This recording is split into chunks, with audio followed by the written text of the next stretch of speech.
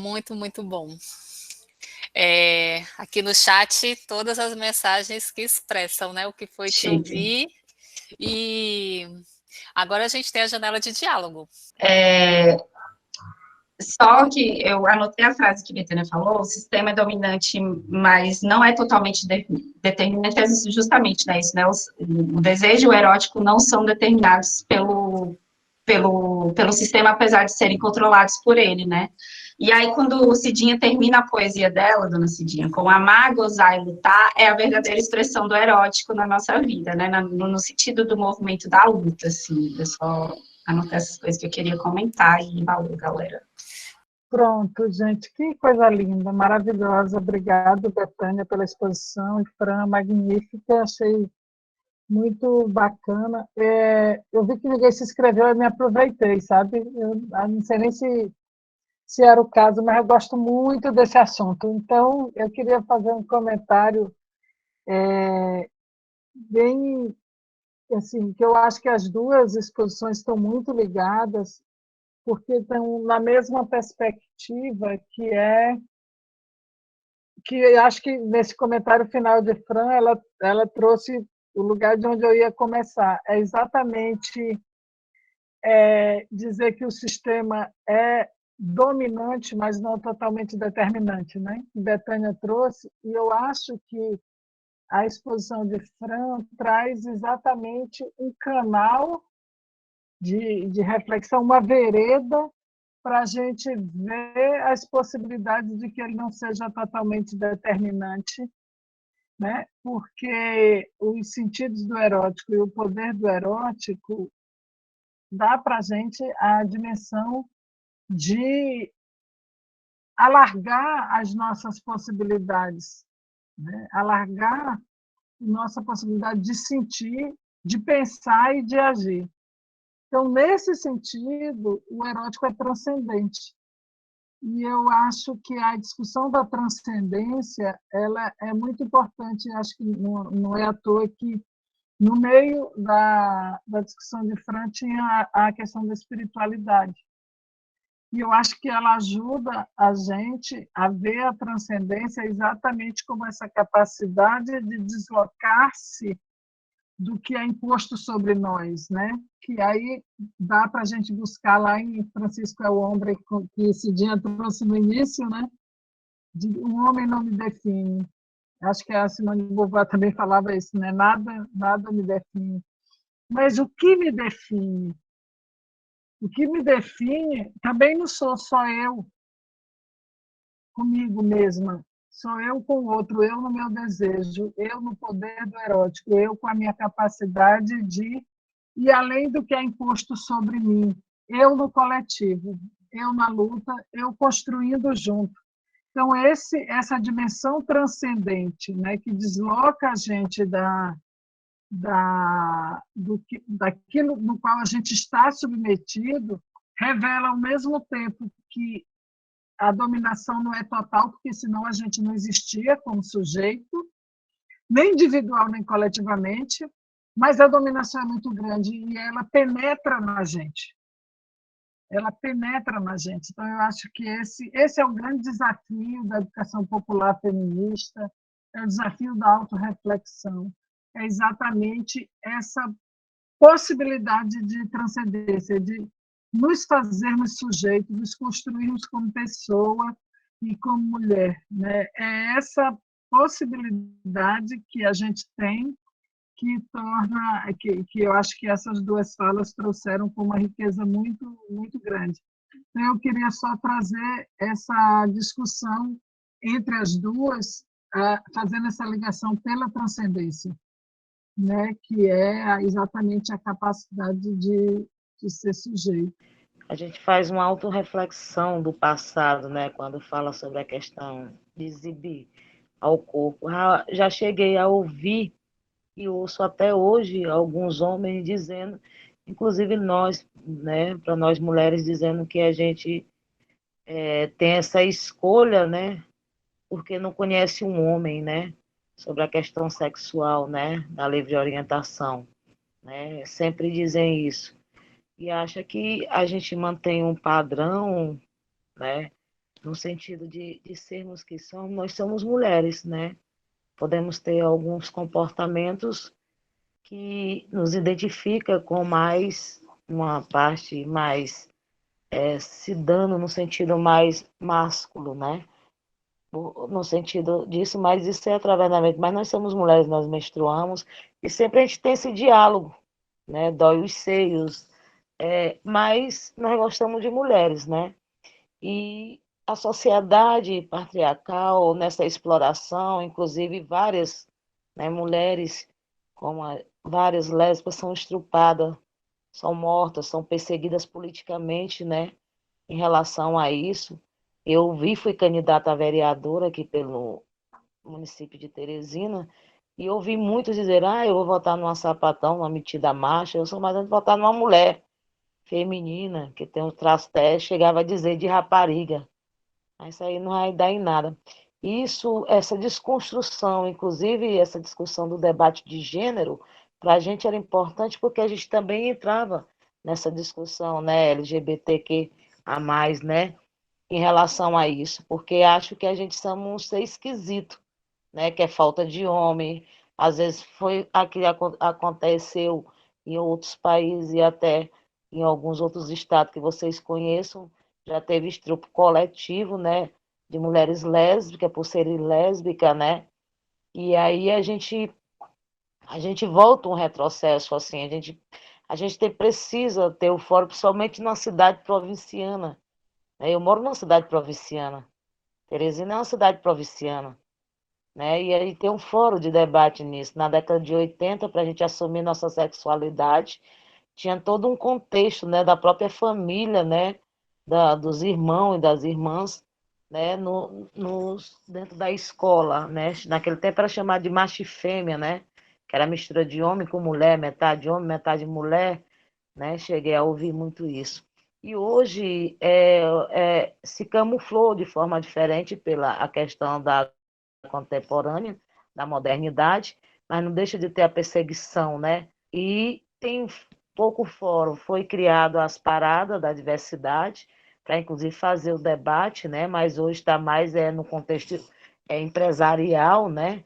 De divulgar em relação mais à atividade, né? Em relação a isso, e pedir assim, e dizer que é muito interessante ter esse debate para a gente compreender ao nosso uso do nosso corpo, debater como é que a gente usa e como é que a gente expõe esse sentimento, né?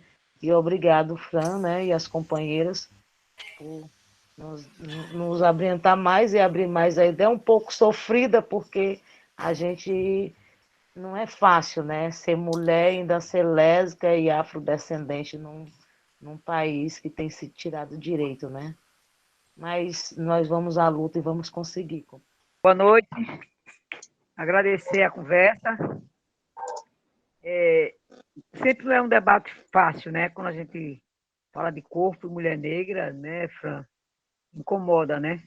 Se passar de ser movente para ser político é muito complicado. Confesso que eu me inquietei da primeira fala, porque não é uma coisa fácil, né?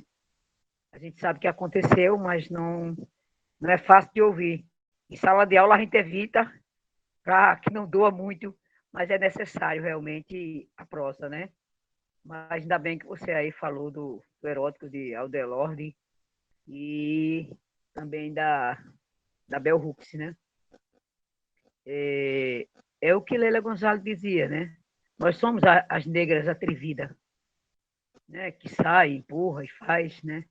E esse diálogo do corpo erótico como o ser político, né? Você termina sabendo que, ao invés de você subalternizar mais ainda o campo da subalternidade, você usa esse erótico para fazer o que o Betânia estava dizendo, né? Subverter a ordem, né? É o que também o Cid Moreira diz. Essa subversão da ordem faz com que o colonizador, achando que a gente vai cair, a gente se levanta, né? Então, esse corpo erótico como ser político, ele realmente é um bom diálogo e eu agradeço pela conversa aí de Aldelorde, né? Eu acho que está muito atual né? A Delorde diz, eu nasci negra. E aí?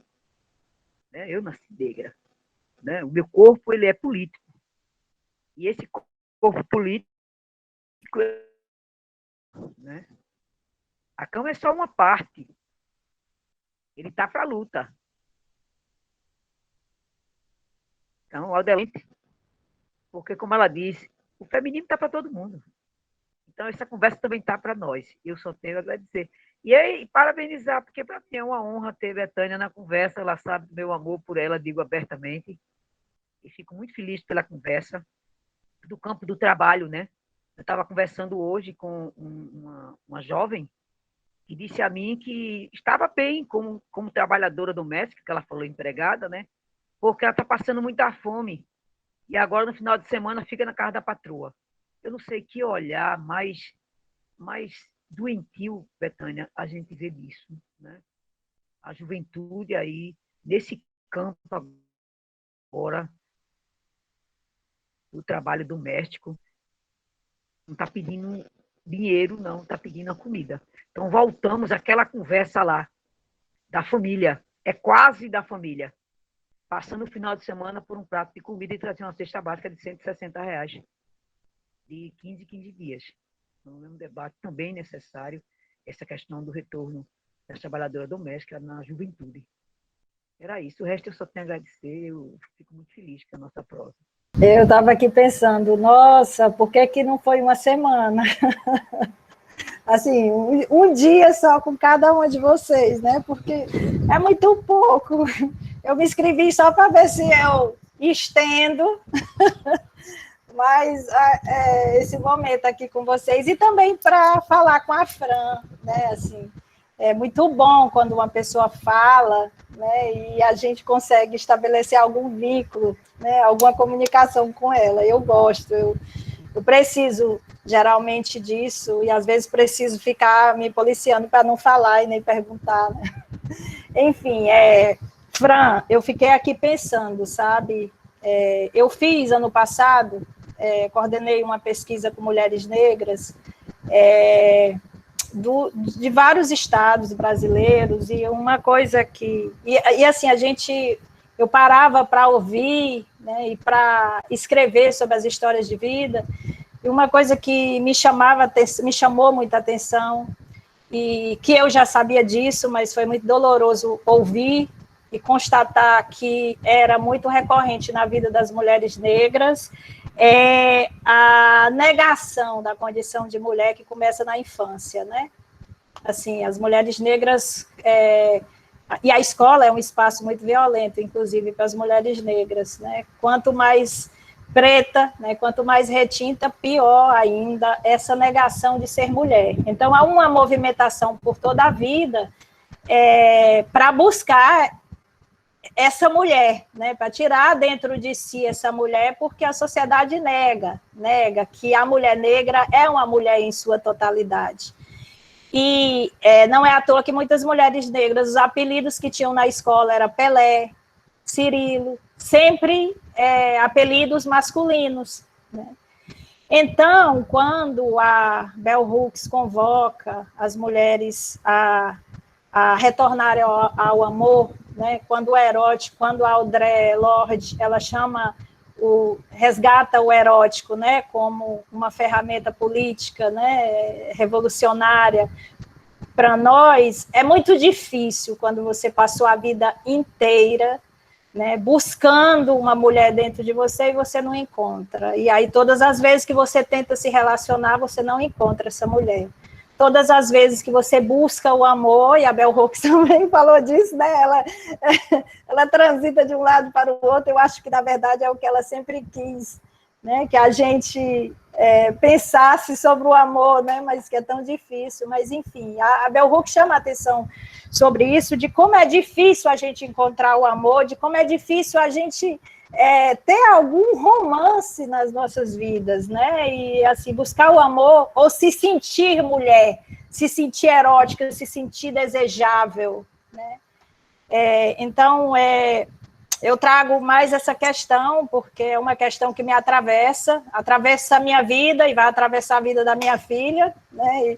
E nesse momento eu estou vivenciando, acompanhar uma criança preta pelas escolas, né? Então, eu trago mais essa questão para a nossa conversa, para você, Fran, para nós, e eu queria que você falasse um pouco sobre isso. Eu fui bem provocada, fiquei aqui com a cabeça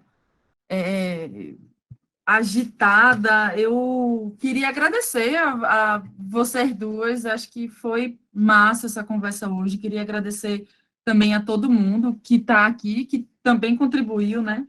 O que eu fiquei pensando, e aí depois eu vou querer ouvir Bethânia também da resposta disso, mas porque tem, por exemplo, eu estou refletindo primeiro a partir de tu, Fran, dizendo que o uso do erótico, ao mesmo tempo a gente tem um imperativo de gozo muito grande hoje, a partir da publicidade, por exemplo. A gente vive uma sociedade onde a gente está exposta o tempo todo, onde tudo é transparente, tudo precisa ser público, qualquer pedacinho de canto da nossa vida está sendo escrutinado e vigiado. E essa é a ferramenta meio que dialética desse movimento de exposição, né? Que é a ferramenta de dominação pela vigilância. Mas, ao mesmo tempo, quando você trouxe a questão do uso do erótico por essa outra chave, eu fiquei pensando na questão que Bethânia trouxe também, de como a gente está desafiadas a repensar todas essas formas de subjetivação. E aí, Beta faz esse movimento que eu acho bem importante, assim, para entender o que a gente passa hoje, que é dessa coisa do sofrimento e da necessidade de fazer um giro da revolta individual para a revolta coletiva e concretizar a luta, né? Se a gente pensa pela chave do erótico, que também pode estar vinculada à questão do trabalho também, né? Que tipo de sentimento a gente poderia trazer para transformar, depois da luta, o que a gente estaria sentindo? É essa minha inquietação, porque eu fico pensando, por exemplo, como a gente falou muito de amor aqui já hoje, mas, ao mesmo tempo, a Analba aqui, ela sempre pega muito no meu pé falando disso, e todo esse amor romântico, que também é uma forma de dominação, né? Demais. Então, e a gente, hoje em dia, principalmente no SOS, a gente tem elaborado sobre a questão da solidariedade. Eu fico pensando que, pela chave do trabalho, a solidariedade é algo realmente importante de se construir, né? Cooperativas, trabalho coletivo, parceria, mas pela chave do erótico, talvez acho que a solidariedade não cabe tanto aí. Eu queria provocar vocês para a gente pensar isso, né? Que sentimento a gente vira chave? Se existe essa dominação e ela está nesse nível também subjetivo, epidérmico, como a gente pensa essa transformação cultural que a gente precisa fazer a partir do sentimento? Enfim, é essa aí a minha doideira, minhas inquietações, está aí na roda. Boa noite. Eu já escrevi lá no chat, mas eu vou dizer também, antes de colocar a minha questão, que não é nem uma questão, é um pedido para a Fran, mas eu gostaria, antes de agradecer imensamente a possibilidade do encontro, que me emocionou e está me emocionando muitíssimo. Agradecer muito a Bethânia e a Fran pelo que nos deram, né, nesse momento, que ajuda tanto a pensar, a indagar, aquilo que eu disse lá, a querer estar junto e aprofundar mais as coisas e produzir mais transformação a partir disso, né? Eu desejei falar pelo tema que Fran trouxe para a roda ou para a tela, que é a questão do erótico, né? Um tema tão caro à discussão da corporeidade articulada à política, né? Isso tudo é um tema muito caro, não é? E ele não é óbvio, né? Ele não é fácil, ele é difícil de lidar, né? Fran nos apresenta o erótico, tematizando nessas várias vias que ela está tematizando aí, e nos diz ao mesmo tempo que o erótico tem um caráter transcendental, né? Um caráter transcendente. Ao dizer isso por si já é subversivo, né? Para retomar uma questão que Betânia coloca, né? Quer dizer, que Betânia nos lembra, e é importante nos lembrar sempre, o poder da subversão nos vários lugares, né? Por onde ela pode aí existir. Mas aí, Fran, eu queria, na verdade, te pedir para, como é que a gente, explorar um pouco mais, junto com a gente, a passagem do gozo compartilhado no âmbito do privado, na família, né? Nos mais diversos âmbitos aí onde o gozo pode ser compartilhado, mas examinar, aprofundar, explorar um pouco mais a passagem do gozo compartilhado nesse âmbito para o coletivo. Né? Porque, isto é, quando é que o erótico produz movimento? Né? Quando é que o erótico ganha textura política? Eu sei que não há palavra para tudo, não é? Mas eu penso que o esforço de aprofundar isso nos ajuda a compreender mais, a fazer essas passagens, a transformar isso em ação também, não é? Era isso que eu queria te pedir, porque não é óbvia essa passagem, né? E eu sei que você pode nos ajudar nisso. Obrigada. Como Carmen colocou aqui, a Vânia é a referência que Betânia citou na fala dela, né? Queridíssima companheira. Então, a gente passa agora para a Fran, né? 10 minutinhos para o diálogo. Babado essas duas últimas questões, assim, bem forte, porque essas são duas questões que valem muito ouro, e a gente quer, inclusive, compartilhar elas com vocês, né? Por isso que a gente trouxe essas inquietações aqui todas, né, Betânia? Mas eu vou tentar aí identificar algumas dessas chaves, né, e comentar o que vocês colocaram nesses 10 minutos, né? Deixa eu começar do começo. Bom, porque talvez isso possa ajudar a gente nas perguntas finais. Eu sou péssima aqui, deixa eu ver se eu...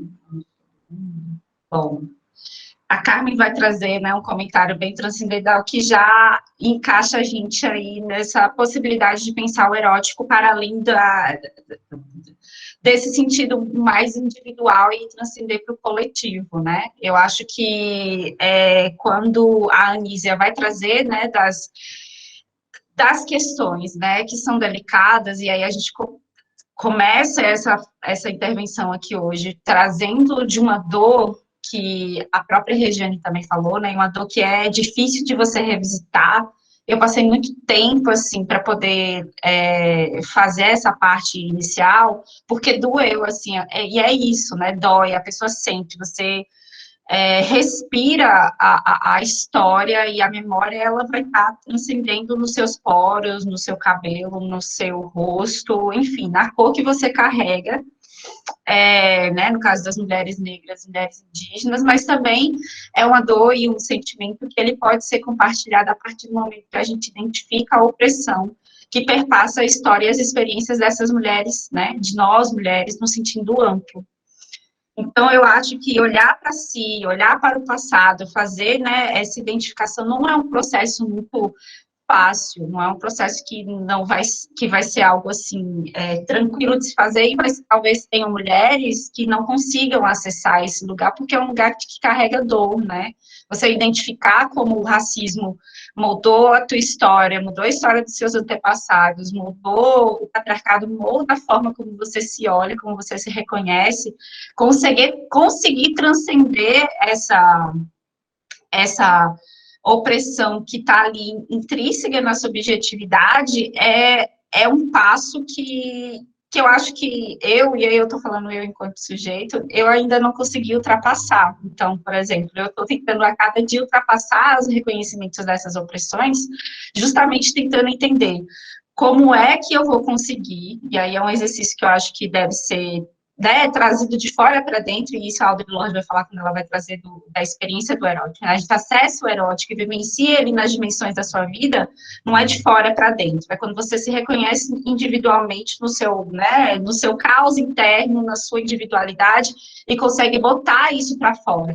E aí ela vai dar outros textos muito legais para dizer, né, os usos da raiva, né, pelas mulheres negras, como é que, não, mulheres racializadas no geral, como é que a gente usa essa raiva quando a gente identifica determinada situação em que talvez você não conseguiu reagir àquele momento, talvez seja muito maior do que você e você não consegue reagir, mas como você consegue reagir para começar um processo que talvez desencadeie numa roda coletiva, assim, né? É isso, é pensar que o que está em nós, tanto para o exterior, mas principalmente no interior, ele é moldes ou chaves aí para a gente construir essa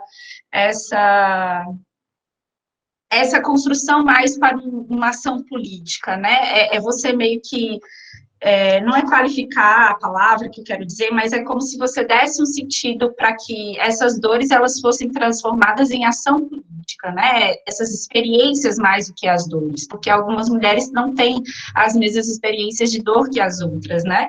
Mas algumas sim. Então, como é que a gente, inclusive, sai dessa chave, que aí é o que a Audre Lorde fala também, né? Do sofrimento, que a Betânia falou, como é que a gente transforma o sofrimento em ação, como é que a gente consegue identificar a raiva e o ódio, Guará, naquele outro que imputou tudo isso em mim, né? Não é uma constituição minha, isso não fui eu que coloquei, né? Eu não assisti a live, mas as companheiras indígenas falaram, o racismo não é nosso, né? É da branquitude, o machismo não é nosso, é desse sistema que está aí fudendo, a pobreza não é nossa, então é tipo, é difícil, mas eu acho que é um caminho quando a gente consegue sair da individualidade, mas essa individualidade, às vezes, ela só consegue ser talvez, conduzida aí a partir do compartilhamento.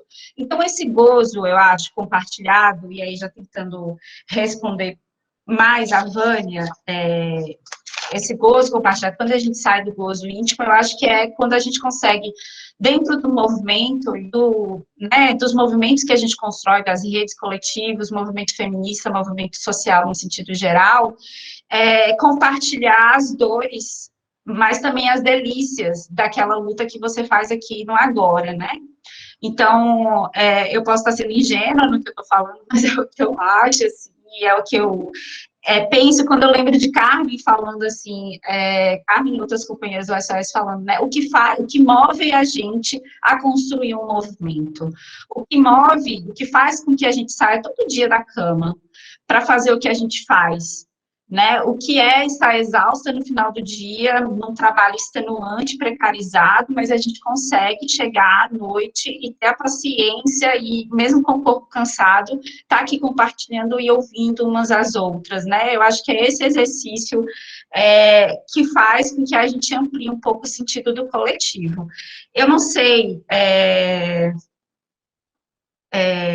se essa é uma resposta objetiva, porque eu realmente não tenho uma resposta objetiva, assim, qual que é a chave do erótico para a construção da luta do coletivo. Eu acho que é um caminho em processo, né? Se a gente tem um desejo e uma construção do erótico que ela está aí sendo pautada pela dominação, a gente reconhecer que ela é pautada pela dominação e tentar se identificar desde um outro polo, já é um processo que é muito importante para alcançar aí esse objetivo que é um pouco mais futuro. Só para encerrar, Guá, qual é o sentimento que virá do pós? Eu acho que a gente daria aqui uma outra fala, um outro dia, para a gente só desconstruir ou construir o que é a ideia do amor, né? O que move a gente, o que é o amor, o que é esse sentimento do erótico, e continuar pensando aqui, mas não é essa construção de amor romântico. E eu acho que talvez essa solidariedade no sentido revolucionário, possa ser esse sentimento, sim, né? E aí, pensando, quando a gente identifica as companheiras de luta, esse gozo compartilhado, isso é uma forma de pensar a solidariedade, porque ela vai estar transcendendo, inclusive, aquelas mulheres que estão ali naquele momento, né? Para atingir mais mulheres, para chegar a mais mulheres, né? Então, eu gostei dessa ideia de talvez ser a solidariedade uma solidariedade que está baseada num afeto que não seja um afeto constituído do lucro, né? Não seja um afeto que cobra. E isso é outra coisa. A gente, às vezes, vive os sentimentos esperando um retorno deles naquela mesma moeda, e às vezes você tem que simplesmente deixar ir, amar, e deixar amar, enfim. É isso, gente. Betânia é tudo. O microfone está fechado. Não, eu vou dizer muito brevemente, nem estava preparada, fiquei tão embevecida ouvindo você falar. Bom, eu só queria lembrar uma coisa, né, que essa concepção do erótico, ela vem de Eros, então ela já vem numa transcendência, e que ela também, mesmo nas coisas mais clássicas da filosofia, da psicanálise, sempre tem um sentido libertador, do amor, do gozo, da transgressão, justamente de se reportar, né, a um lugar de plenitude. Mas eu acho que uma coisa é que o sistema, por isso mesmo, sempre tenta controlar, né, e definir o que é o erótico, tá certo? E, ao mesmo tempo que condena, ele mercantiliza o que ele chama de erótico. E aí, só para pegar a questão que a Guaraná coloca do amor romântico, no amor romântico, o erotismo está diretamente submetido a uma dominação. Tá? Uma dominação patriarcal que vem do racismo e do capitalismo. Você se erotiza,